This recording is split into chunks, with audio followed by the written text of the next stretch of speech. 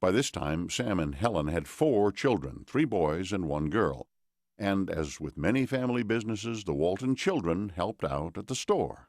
We all worked various times in the local store here in Bentonville, and I remember carrying lots and lots of boxes up the stairway to the stock room upstairs. He kept his ear to the ground for new ways to keep prices down and customer traffic up.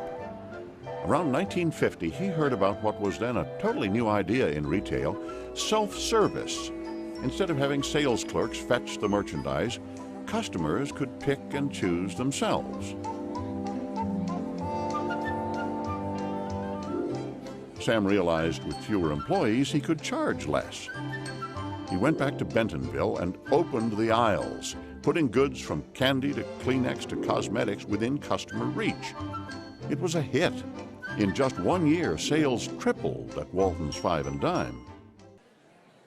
On one of his trips east to check out the competition, Sam became intrigued with another new idea called discounting, buying items directly from manufacturers and displaying them in large amounts. Sam's instinct told him that even lower prices could make him even more money. Nothing is little in a big business. That's one of the things that make Walton, in my view, relatively similar to other great entrepreneurs in American history. He understood that a small percentage of a very large number is, in fact, a large number itself. He approached the Ben Franklin organization and asked them to consider discounting. If they reduced their prices, they could bring in larger crowds. But at Ben Franklin, the executives couldn't see it Sam's way. All they saw was that the profit of 20 to 25% they made on items they sold retailers would be reduced to half as much. I was there the day that Sam came to Ben Franklin management and said that all these big cities are getting these discount stores. Why can't the small rural markets get the same thing? I'll be your guinea pig. You know, I'll be happy to try it. Will you franchise me in a discount store? And they said, no, we can't do that. Sam's wife, Helen, was apprehensive too. The new venture would mean mortgaging virtually everything they owned. But Sam was very sure of himself and what he was doing, so Helen co-signed the loan. She and Sam went in for 95% of the investment. We had enough. We were just living very comfortably, and I didn't want to go in debt again. But that wasn't enough for Sam, and I knew that when I married him. Now Walton was in debt up to his neck, but at least he could get on with his plan. He decided on the no-frills name of Wal-Mart, and in July 1962 he leased a store twice the size of his original store in Rogers, Arkansas. In 1964 he opened the second and third Wal-Marts. He steadily expanded at a rate of about 2 stores per year, and by 1969 he had 18 Walmarts. Sam had good reason to worry about money. Though the company was growing fast, he was heavily in debt. He owed over $2 million, for which he was personally responsible. I used to worry about it. I was real worried. I don't know what he'll do. You know, what we'll do if he doesn't quit opening stores. We've got so much debt. Sam's strategy for controlling debt was to expand. He figured he needed several $1 million. So on October 1st, 1970, Sam Walton did something he felt was a last resort. He put the company he had built with family money and labor up for public sale on the stock market. Wall Street yawned. Brokers thought the stocks were overpriced. Most of the early shares were purchased by people who worked for Walmart. And in just a few years, those early stockholders would feel as if they had won the lottery. But for now, Walmart didn't look like a threat to its rival, Kmart, which was 10 times as big as Walmart. Sam saw himself as the dark horse. He wanted to become the largest retailer in the country. And while Kmart and Sears were perhaps not watching Sam closely enough, he was watching them very closely indeed. Kmart, Sears, and Woolworth didn't see Sam coming until it was way, way, way too late. He was the stealth retailer.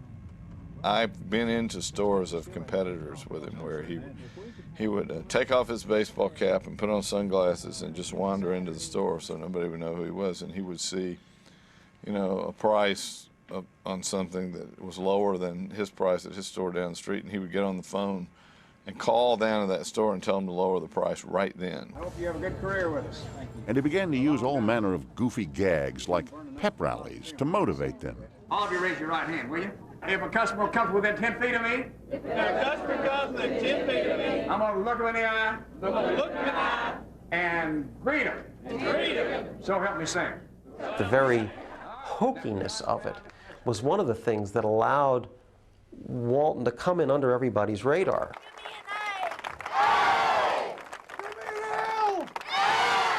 I think a lot of people who were sophisticated, who were located in big cities, couldn't believe that some clown in some town nobody ever heard of doing some cheer that sounded ridiculous could be taken seriously. Steve! Steve! What's that smell? I can't hear you!